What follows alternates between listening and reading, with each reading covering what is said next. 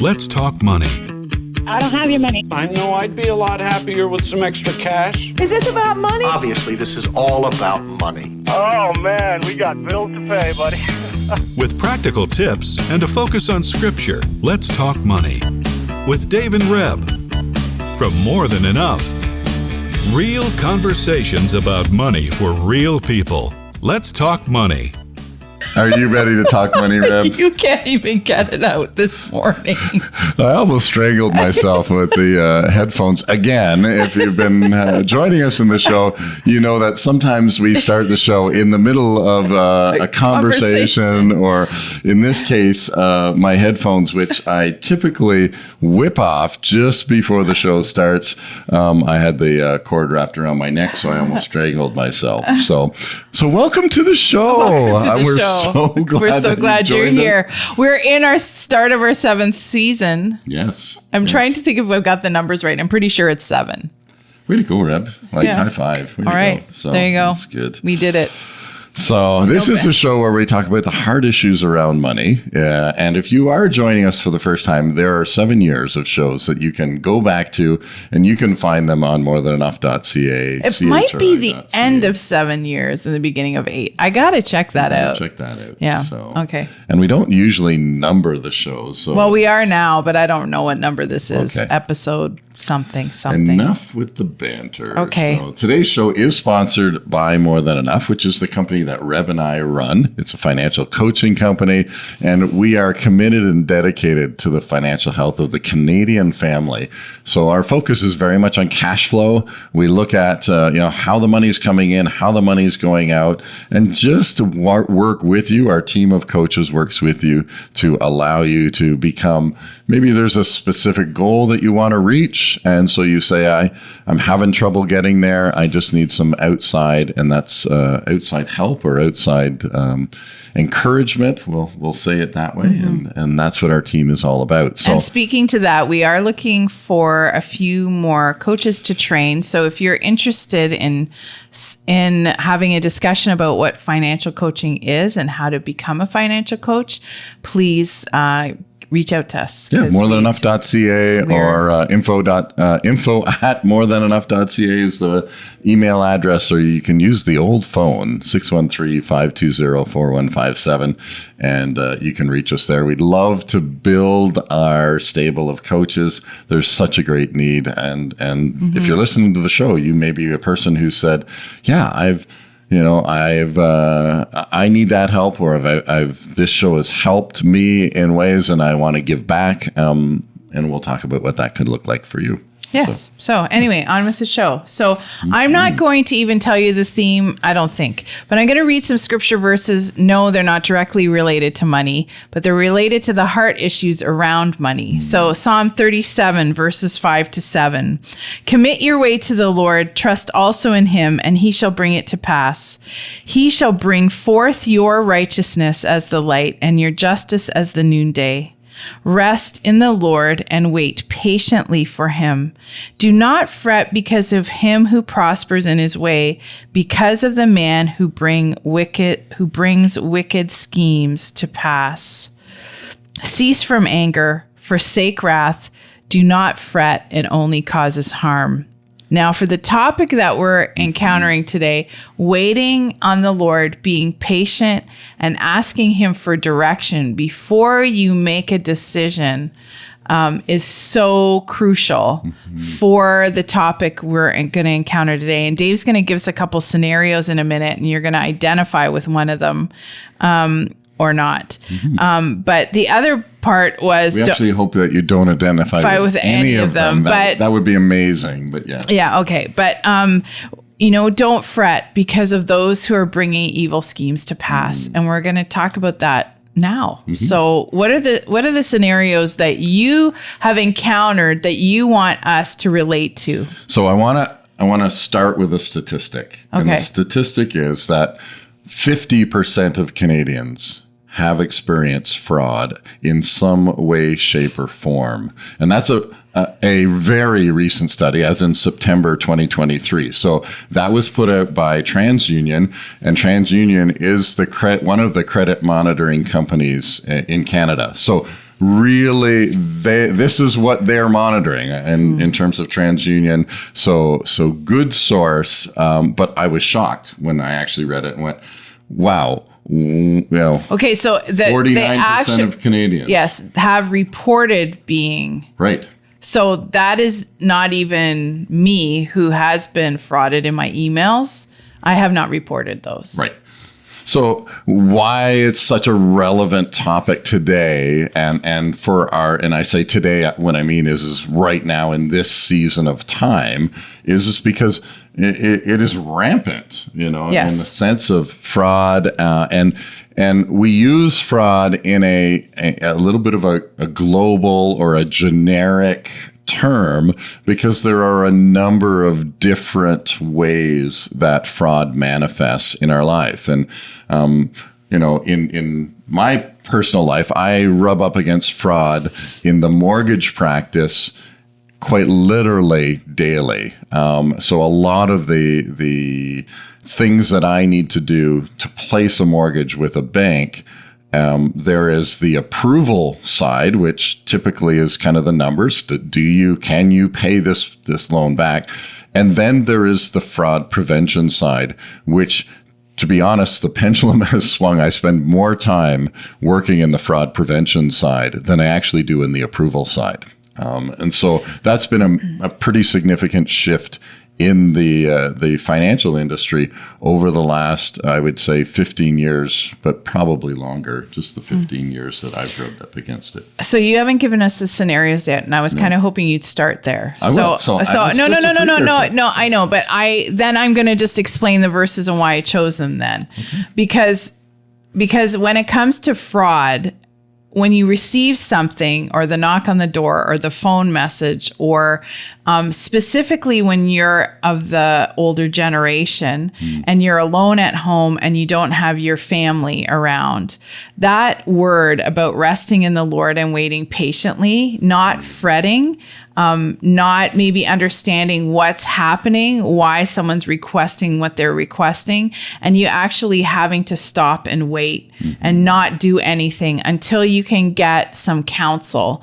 Instead of saying yes, offering someone your credit card, opening something on your computer you don't understand. It's actually that stopping and waiting. And when you have the Lord, then you have all you need. But sometimes we rush in, and like I've been a person who's done that my whole life. I rush into things.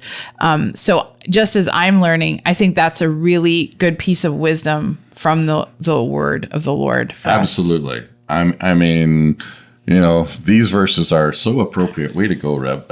So appropriate for us because fraud is based. I mean, the whole essence of a fraud and why we might fall victim to fraud.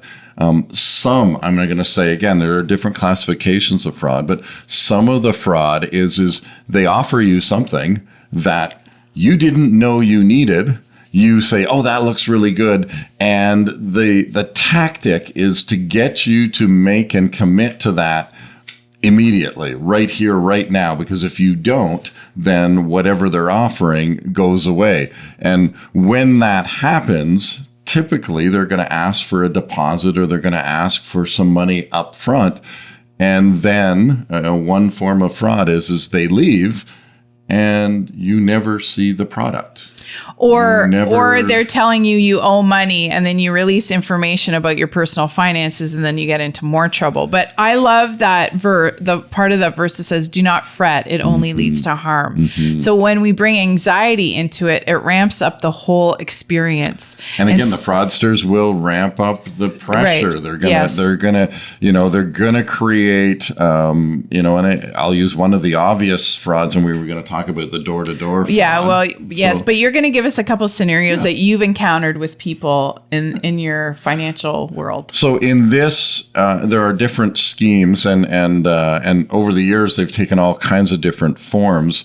But in essence, it's defined as a door-to-door fraud, which means somebody comes to your door and they knock on the door, and in a sense, they're cold calling. They're not invited. And so they're going to say, hey, I've got this product and I want to sell it. And it can be anything from, books I heard one in Ottawa here where we were from a few years ago where someone was going around selling bags of potatoes for $25 a bag while you could go to the store and get it for $5 a bag. Is that fraud? Well, kind of. And we talk about the nuances there.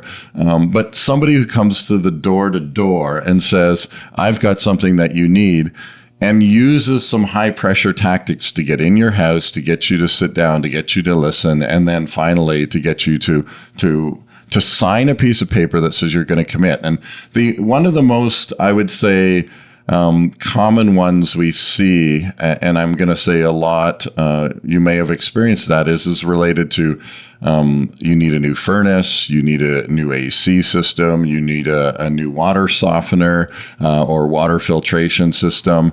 And so these are pretty typical door to door where it comes and somebody comes to your door and says, so tell me, do you know someone that happened to? Yeah. In fact, I see this quite a bit. So one of my clients, signed the papers and they actually delivered the equipment to their house, but there was no installer. Oh, no. So, he's like, I got all this equipment. And of course, the company said, well, we delivered the equipment. It's not our, we just haven't got to the installing. And so a year and a half later, he's now paying monthly for something that quite literally hasn't been installed in his house. And they wouldn't take the product back. And then by the time the year and a half was over, the company had gone bankrupt. And now he had some equipment that he couldn't get rid of. He couldn't really sell. He's paying for it. And they're still collecting the monthly charge because he gave it direct from his bank account. And we had to go through the process of closing it down and whatnot. So not only that, but they finally got it so that it wasn't coming out monthly. But they had put a charge on his house, a lien against the house for the full amount of the equipment. So this is when it came into light where we couldn't renegotiate his mortgage at renewal until that loan was paid in full. And of course, there was nobody answering the phone, so we couldn't make a payment. They, of course, said that he had the equipment, so they were not going to move. And so we ended up going to court and basically getting it done that way. And it cost him some legal fees to do it. So is that like fraud when a company though is legitimately selling you something, or did they make a promise that we'll install it and here's the like how does that work? So let's define fraud then, right? Yeah. Fraud is a misrepresentation of something that is true. So I mean, fraud can be defined as I tell you, Reb, hey, I got $20 in my pocket and I only have $10, right? And so in a sense, fraud is connected to lying, if you will, but it's way more complicated around that to say that it's a misrepresentation of what is actually going to happen, right? So I'm paying for something, or my expectation is that I'm going to receive something and I don't. And this, again, happens in all kinds of ways. We look at something online and we say, oh, I'm going to order that. That looks amazing. We get it. And it is a really poor, it's the same as the picture, but it's made of plastic instead of made of steel that we thought. So this is just prevalent, like just running through our society, like threads. Mm-hmm, mm-hmm. I had pulled an article off the internet, and it's like we're just being conned, like con artists. And yet, you and I don't mind a con artist show on Netflix every once in a while, It's good when somebody else is getting conned. Yeah, not us. And it's like, that is very painful. Okay, so give us another scenario, because we want to move into some tips. So that's the door-to-door fraud. Maybe a little bit easier. And we actually we want to talk about what do we do to not. Yes. And the verses that we spoke to today are really important. Do not go slow it right down. If your spidey senses are going off, and sometimes that's just a feeling, then stop. and say, no, I'm not going to do that. Go find some counsel. Find, again, if you're a young person and you're not sure, then start doing some research, get on technology, search and go, hey, is this fraud? A lot of the fraud that's out there is that there's information about some other person has actually experienced that fraud. Well, and that is the big, since we're going to just talk about tips, you can go to they used to call it phone busters. You could dial a number in the show notes today. I'm going to make sure I put the phone number in, but it's the Canadian Anti-Fraud Center, and they have stats on there. I could list you statistics. They have a list of what's the latest scam. It's on there. They have a list of all the different ways alphabetically we are scammed today. And we're going to talk a bit more about that. But just back to that, the door-to-door thing. Don't sign an agreement or a contract to buy anything without giving yourself time to think it over, because the salesperson will say, this is a limited time. And you say no. And even if you're not, because I remember my mom just hanging up on people when they'd phone because she couldn't handle it. And you just close the door and lock the door if they're being pushy with you.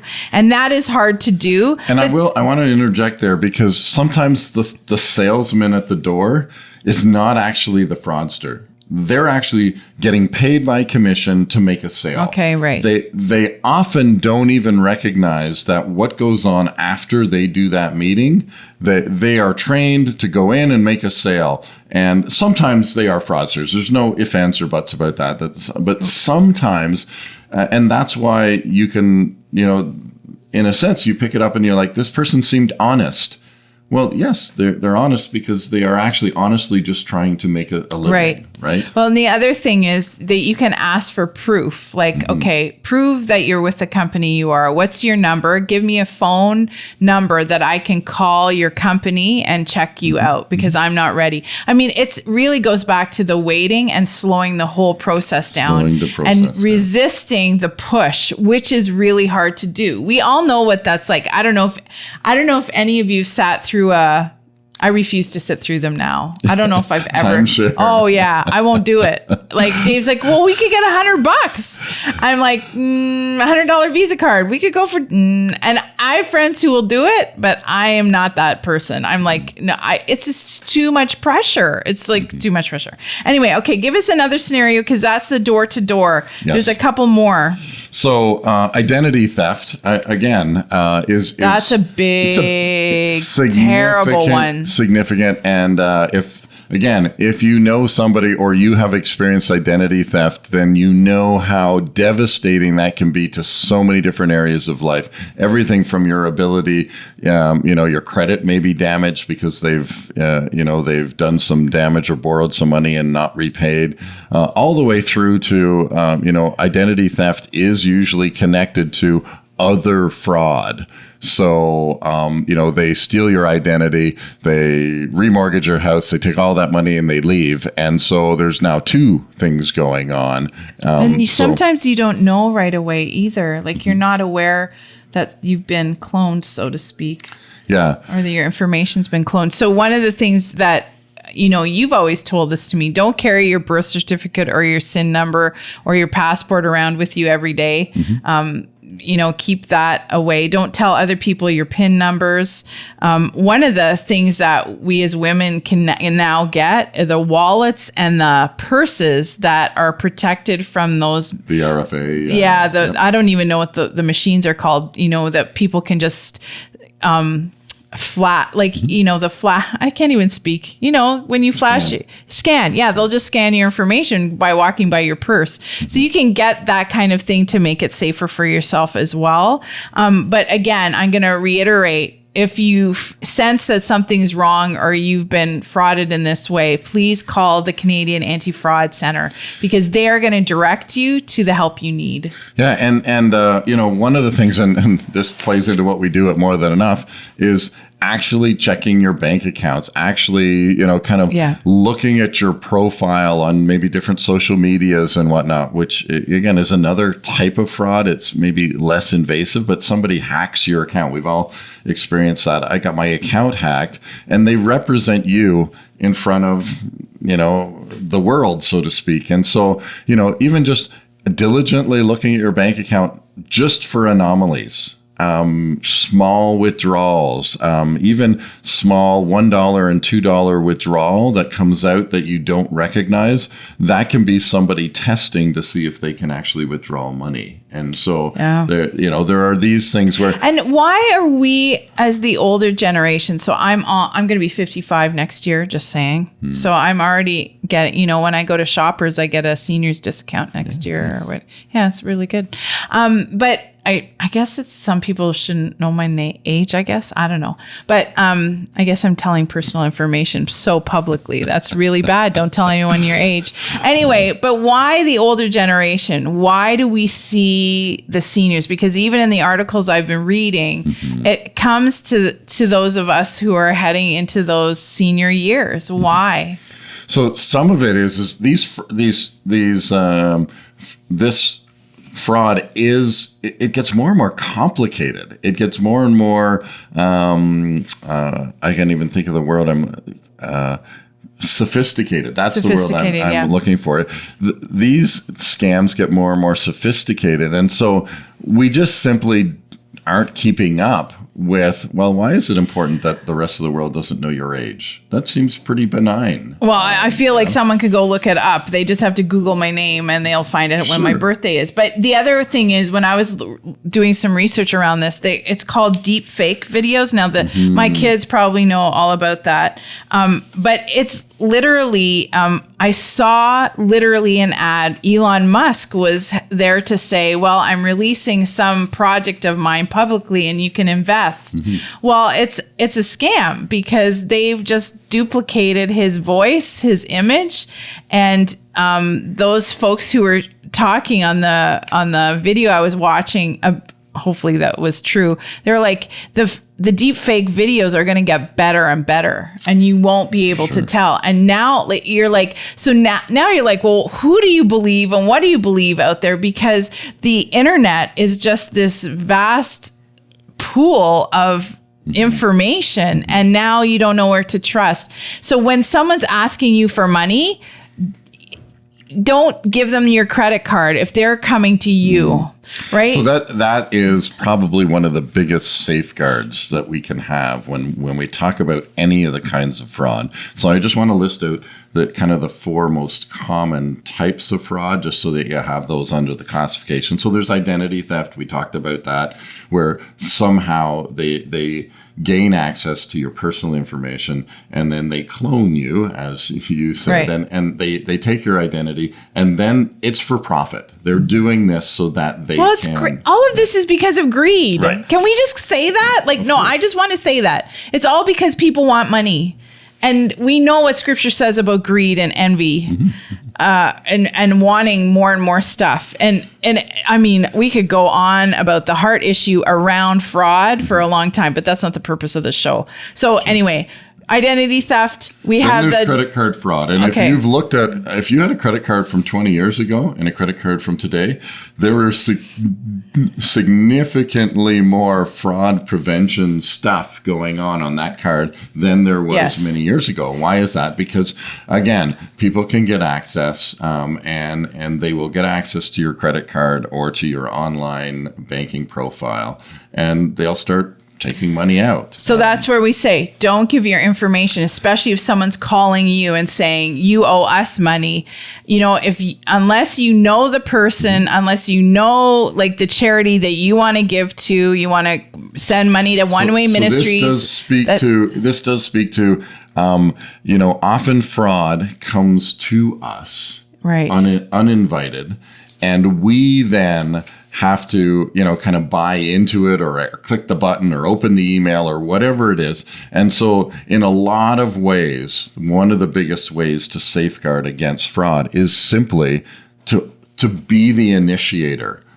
If you need a furnace, then go research reputable furnace companies and reach out to that company yourself. And funny on the list on the fraud center, like duct cleaning was at the top. Sure. We get that call all the time. That we get those calls. We've all gotten that call. But we actually need duct cleaning at our house. So because what did we do? I called and I called locally. We found a local company that we knew we could trust, who is going to come in and do. It's a legitimate service. Yes. Right. And I know where to call, and I know the lady's name, and all of that stuff. So yeah, when I'm initiating that's just a great example of what happened this week. So we've got the credit card debt fraud, the door to door. We've talked to door to door, but then the last one is online scams. Right. That comes through emails. So that comes in so many different ways, right? You can, be scrolling through your social media and click on an ad, and again, the product comes up and it may not be represented in the way, or you may not get it,